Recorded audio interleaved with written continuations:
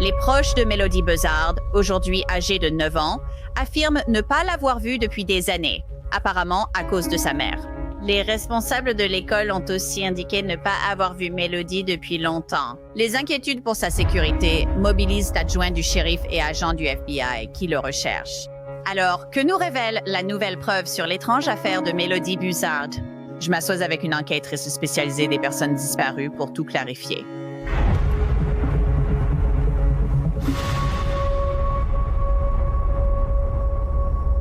Bienvenue sur Droit et criminalité. Je suis Angenette Lévy.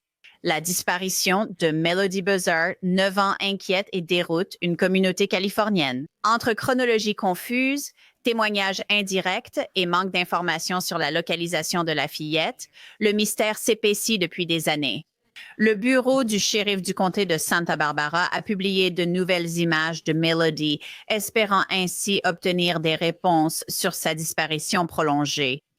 Les gens sont en fait soulagés parce qu'au moins, ils savent qu'elle est probablement en vie. Melody vivait avec sa mère à Lompoc, sur la côte centrale de Californie, dans le comté de Santa Barbara. Selon la famille paternelle, le père biologique de Melody est décédé dans un accident de moto lorsque Melody n'avait que 6 mois. Ensuite, sa mère, Ashley Buzzard, aurait rompu tout contact avec cette partie de la famille.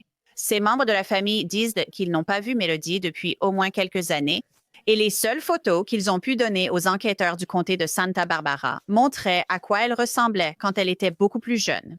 La tante de Melody, Elizabeth Meza, affirme qu'Ashley a eu des problèmes de santé mentale au fil des années et a coupé les liens avec eux au début de la vie de Melody. Ashley Banfield a demandé à Meza quand sa famille avait eu des nouvelles de la petite fille pour la dernière fois. Lors d'une interview sur News Nation, sa santé mentale s'est encore plus détériorée et elle a lentement coupé les ponts avec tout le monde encore davantage. Nous avons eu un peu de contact. Je sais que mon mari a réussi à la joindre et lui a dit « Si tu refuses la famille, laisse au moins ma mère la voir. » Et nous l'avons vue une fois, je crois que c'était après son anniversaire, après Pâques. Ma belle-mère avait des cadeaux pour elle et elle était effectivement venue avec elle. Mais on pouvait clairement voir à ce moment-là qu'Ashley n'allait pas bien. Elle avait les cheveux très courts, presque rasés. Et à ce moment-là, elle portait une capuche. Et elle n'est pas restée très longtemps. Elle a dit à ma belle-mère « Je ne peux pas faire ça ». Puis elle a pris Melody et c'était la dernière fois que nous l'avons vue. Le bureau du shérif a signalé que la photo largement diffusée de Melody, fillette aux longs cheveux noirs bouclés et au large sourire, remontait à au moins 2 ans. Mais c'est en fait le district scolaire local qui a signalé à la police que Melody pourrait avoir disparu. L'une de ses dernières apparitions connues en public remonte à août, lorsqu'elle s'est rendue avec sa mère à l'école indépendante de Mission Valley pour s'inscrire au programme d'études indépendantes du district scolaire unifié de Lompoc, selon le district. Mais après son inscription à ce programme, qui ressemble à l'école à la maison, le district n'a plus eu de nouvelles de Melody ni de sa mère. Très étrange. Les responsables du district ont déclaré dans un communiqué: dans notre programme d'études indépendantes, si un élève ne vient pas chercher ses devoirs, il est renvoyé vers son école de secteur, qui contacte alors la famille pour finaliser l'inscription. Si la fréquentation ne commence pas, l'école suit les procédures obligatoires en cas d'absentéisme, y compris des appels téléphoniques, des lettres, des courriels et des visites à domicile. Si un élève ou sa famille reste injoignable après ces démarches, l'école sollicite un contrôle de bien-être par les forces de l'ordre. C'est exactement ce qui s'est passé. Le district a contacté le bureau du shérif, qui a ensuite interrogé des personnes ayant pu voir Melody, dont sa mère Ashley. Mais c'est là que tout a changé. Quand les adjoints sont arrivés chez Ashley, Melody était absente. Ashley n'a pas expliqué pourquoi ni où elle pourrait être. Ashley a plutôt été qualifiée de non coopérative avec les forces de l'ordre dans le bulletin de disparition inquiétante de sa fille. Tu peux imaginer, Lori Miranda, la grand-mère de la fille, a déclaré à KSBB News qu'elle avait appris la disparition de Melody lorsque la police l'a appelée. Citation. Il a dit « Saviez-vous que votre petite fille avait disparu? » Et j'ai répondu « Disparu? » Il a demandé quand j'avais parlé à ma fille pour la dernière fois. J'ai répondu « Je ne sais pas, il y a 1 an et demi ou 2 ans. » Les enquêteurs du comté de Santa Barbara ont publié une chronologie de leurs connaissances actuelles dans cette enquête. Ils disposent de nouvelles images de vidéosurveillance d'une fille qu'ils disent être Melody, prise début octobre. Le graphique chronologique publié par le bureau du shérif commence par la photo originale fournie à la police, qu'ils pensent avoir été prise en 2023. La chronologie saute ensuite au 7 octobre de cette année, une semaine avant que Mélodie ne soit signalée disparue. Les enquêteurs ont trouvé des images de Mélodie devant une agence de location de voitures et pensent qu'elle pourrait être déguisée. Tu y crois? A déclaré le bureau du shérif. Sur la photo, Mélodie porte un sweat à capuche avec la capuche relevée et ce qui semble être une perruque plus foncée et plus lisse que ses cheveux naturels. Les enquêteurs pensent que la perruque a pu être utilisée pour modifier son apparence. Sur les photos, Mélodie porte des leggings colorés et un sweat à capuche gris relevé sur la tête. Les détectives ont indiqué que sa mère, Ashley, porte aussi des perruques. Grâce à ces images, les enquêteurs disent avoir pu réduire la période de disparition de Mélodie entre le 7 et le 10 octobre. Et ce qu'il est important de savoir à propos de ces dates, c'est que la mère et la fille étaient parties en voyage pendant cette période. Et Ashley serait revenue sans son enfant. La Chevrolet Malibu blanche qu'Ashley aurait louée ce jour-là a voyagé jusqu'au Nebraska et au Kansas, selon le FBI. Grand-mère Laurie a confié à KSBI qu'ils ont de la famille dans l'Ohio, mais ignore tout lien avec le Nebraska. Le graphique montre que la demande de contrôle de bien-être du district scolaire date du 14 octobre. Un mandat de perquisition a été exécuté chez elle le lendemain. Le graphique indique Mélodie non localisée. Ashley reste non coopérative.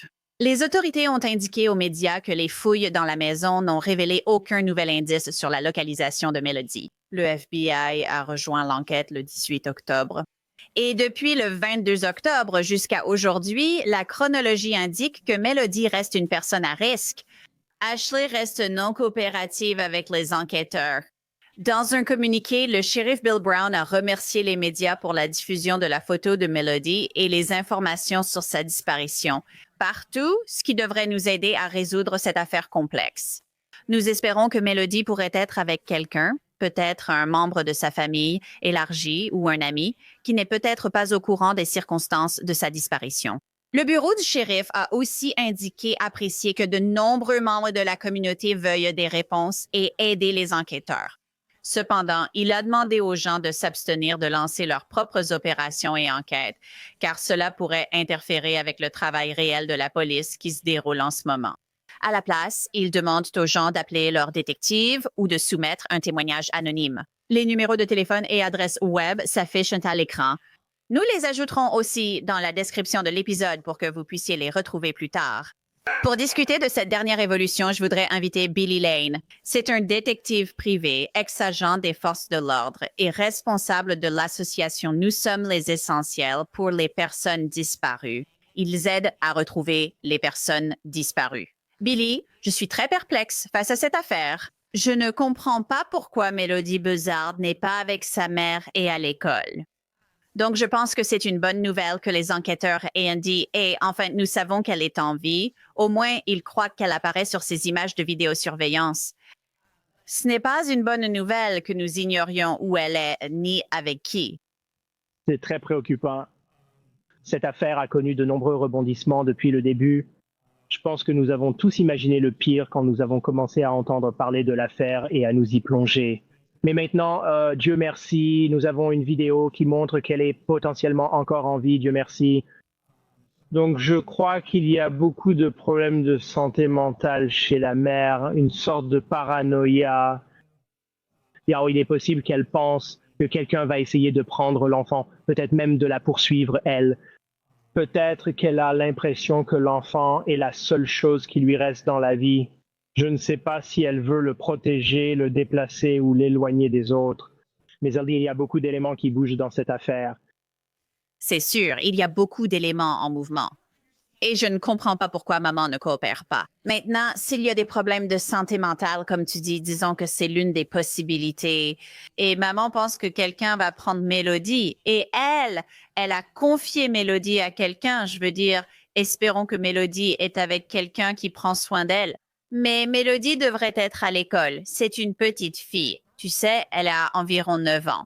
Donc, elle devrait être à l'école, apprendre et vivre dans un environnement familial stable. Pas courir à travers le pays avec quelqu'un d'autre et être filmé par des caméras de surveillance. Alors, que faites-vous maintenant? Évidemment, le FBI est impliqué dans cette affaire. Vous savez, les forces de l'ordre sont sur le coup. Alors, pourquoi la personne qui a Mélodie ne se manifeste-t-elle pas pour dire « je l'ai, elle est en sécurité » Je veux dire, il y a quelque chose de plus... Il se passe quelque chose ici qu'on ne connaît pas. Et on ne sait jamais avec qui elle est, ni quelle est leur façon de penser dans toute cette situation. La mère aurait pu suggérer à ces personnes que quelqu'un en veut vraiment à Mélanie et que les forces de l'ordre ne comprennent pas cela. Elle aurait pu manipuler non seulement sa fille, mais aussi toute personne en contact avec elle. Donc, il y a ces facteurs en jeu. Et maintenant, nous avons une recherche dans plusieurs États pour cette jeune fille. C'est la raison pour laquelle je pense que vous voyez le FBI impliqué, parce qu'elle a emmené sa fille à travers les frontières des États et les ressources pour les forces de l'ordre locales ne sont tout simplement pas suffisantes. Et c'est la raison pour laquelle vous avez besoin de cette ressource fédérale pour intervenir et vraiment mettre la pression sur cette enquête afin de la faire avancer dans la bonne direction. Je pense que vous savez, le FBI est impliqué parce qu'ils ont les ressources, n'est-ce pas? Je veux dire, ils ont plus de ressources que n'importe qui d'autre. Et bien sûr, vous dites, vous savez, à travers les frontières des États, oui, mais comment faire pour que la maman coopère? Que faites-vous pour gérer ce qui se passe avec la maman et la faire coopérer avec les forces de l'ordre afin de découvrir où se trouve Mélodie? Et je me demande même si la maman sait vraiment où elle est. Eh bien, j'ai le sentiment qu'elle sait où elle est. J'ai de très fortes raisons de penser que c'est elle qui l'a emmenée là où elle est et là où on l'emmène. En tant qu'ancien détective, je dirais qu'avant, on cherchait une raison pour l'arrêter et l'emprisonner. Et avec un peu de chance, elle se rendrait compte que c'est sérieux maintenant et qu'elle doit se manifester et donner des informations sur ce qui se passe ici. Mais l'autre côté de la médaille, c'est que si elle est arrêtée et qu'on lui attribue un avocat, l'avocat va lui dire de ne pas parler aux forces de l'ordre sans la présence d'un avocat et de ne rien admettre qui pourrait montrer qu'elle est coupable d'un quelconque crime ici. Donc c'est vraiment très perplexe. L'essentiel que les forces de l'ordre ont fait, c'est obtenir un mandat de perquisition pour la maison, mandat de perquisition pour son téléphone. Je crois que ce téléphone portable est la pièce à conviction la plus importante qui va nous mener là où elle se trouve. Nous avons cette image de surveillance de Mélodie, n'est-ce pas? Donc, nous avons cette image de surveillance qui, pour moi, indique qu'il doit y avoir une surveillance d'elle à l'extérieur de ce magasin. Et je penserais, peut-être que tu te demandes, d'accord, de quel véhicule est-elle sortie devant ce magasin? Y avait-il une plaque d'immatriculation sur ce véhicule? Et ensuite, est-ce que tu peux suivre ce véhicule avec un lecteur de plaque d'immatriculation? C'est à ça que je pense quand j'imagine comment tu pourrais, genre, utiliser cette image de surveillance et savoir d'où tu l'as obtenue. Et ensuite, tu vois, partir de là, élargir à partir de là. Absolument, les caméras de lecture de plaques d'immatriculation sont très importantes dans ce scénario. Les signaux des téléphones sont très importants. Ils te ramènent à un endroit qui possède un système de vidéosurveillance, comme tu viens de le mentionner ici, pour l'identifier elle, pour identifier d'autres personnes que la mère aurait pu contacter, ou les endroits où la mère aurait pu se trouver ce jour-là.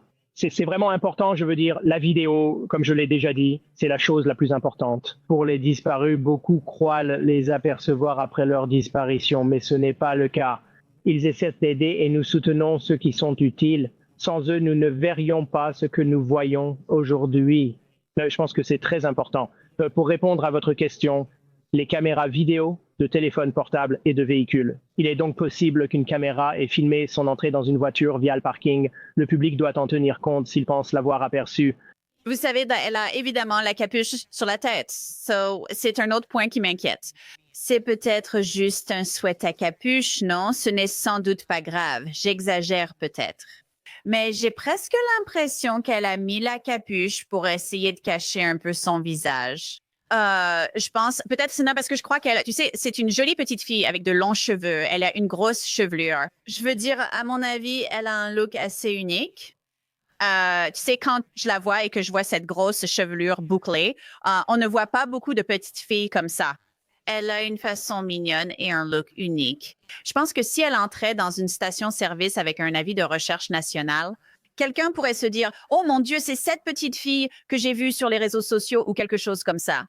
Donc, il est évident que quelqu'un essaie peut-être de faire des efforts pour la déguiser. Qu'en penses-tu? 100%. Et je crois que cette personne, c'est la mère. Je pense que la mère l'a convaincue qu'elle devait changer d'apparence. Tu sais, il y a eu des rapports disant qu'elle porterait peut-être une perruque, tu sais, la capuche. Donc, la jeune fille va devoir se sentir à l'aise avec l'idée de faire ça. Et la personne qui va imposer cela, ce serait la mère. Tu crois que sa mère a passé l'année écoulée avec elle, isolée, à lui parler, lui changer les idées et la convaincre qu'il se passe certaines choses qui peuvent ou non réellement se passer dans la réalité. Mais dans la réalité de la mère, il y a quelque chose, quelqu'un, d'une manière ou d'une autre, quelque chose qui en veut à sa fille. Et maintenant, elle a convaincu sa fille de cela. La fille pourrait être impliquée malgré elle, juste manipulée par la mère.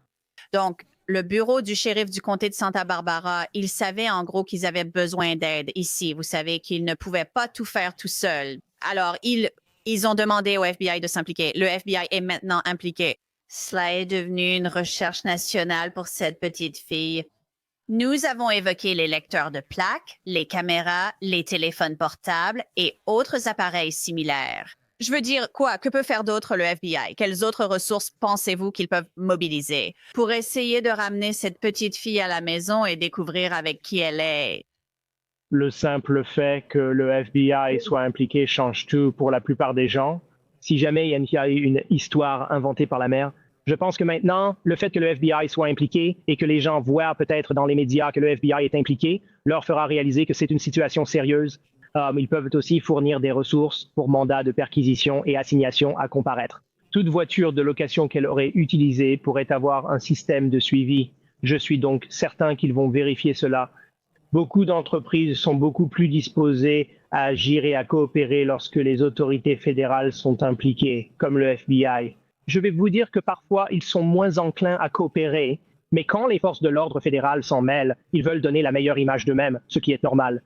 Donc, très souvent, les choses se passent beaucoup plus facilement avec le FBI. Les compagnies de téléphonie mobile peuvent généralement fournir les informations plus rapidement. Et qu'il s'agit d'une enquête en cours où l'on essaie potentiellement de retrouver cette jeune fille avant qu'il ne lui arrive quelque chose de vraiment grave. Et je pense qu'à ce stade, c'est une course contre la montre. Que te dit ton instinct ici? Tu as évoqué des soucis de santé mentale chez la mère. Tu sais, c'est une fille. Une petite, c'est une enfant. Elle ne contrôle ni où on l'emmène, ni rien. Elle dépend totalement des adultes. Alors, qu'est-ce que ton instinct te dit sur la façon dont ça va se dérouler et ce qui va se passer?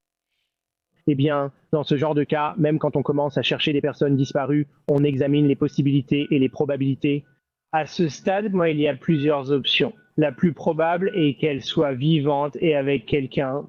Et puis, la deuxième probabilité serait qu'elle ne soit peut-être plus parmi nous et qu'il y ait eu une volonté de l'emmener dans un endroit loin de sa mère. Je prie pour que ce ne soit pas le cas ici. Je prie que la mère était paranoïaque et voulait l'emmener dans un endroit sûr. Elle pensait peut-être que les médias et d'autres frappaient à sa porte, alors elle a dû l'emmener ailleurs. Et j'encouragerais toute personne qui pourrait se trouver dans ces États ou ces régions, et même à l'échelle nationale, à commencer à la chercher. Mais s'ils croient ne la voir, prenez une photo ou vidéo avec leur portable. Prévenez le FBI, transmettez-le à leur ligne d'information et notez le lieu et l'heure où vous l'avez vue. Cela pourrait tout changer. Quelqu'un sait où se trouve cette jeune fille, si elle est toujours parmi nous. Quelqu'un le sait forcément. Et il devrait t'appeler et la remettre aux forces de l'ordre. Parce qu'il y a des gens qui tiennent à elle, qui l'aiment et qui veulent ce qu'il y a de mieux pour elle. Billy Lane, merci beaucoup pour votre temps et votre expertise. Je vous en suis vraiment reconnaissante. Merci, madame, que Dieu vous bénisse. Je veux afficher ces numéros pour que vous puissiez appeler. Si vous avez des informations sur cette affaire ou sur l'endroit où se trouve Mélodie, la ligne du détective est le 805-681-1450. Il y a aussi une ligne de signalement anonyme au 805-681-1460 et 11 et vous pouvez également soumettre des informations en ligne sur sbssheriff.org. Ces informations figurent aussi dans la description de l'émission, comme dit plus tôt. C'est tout pour cet épisode de Droit et Crime. Je suis Angenette Lévy. Merci d'avoir été avec moi. À la prochaine ici.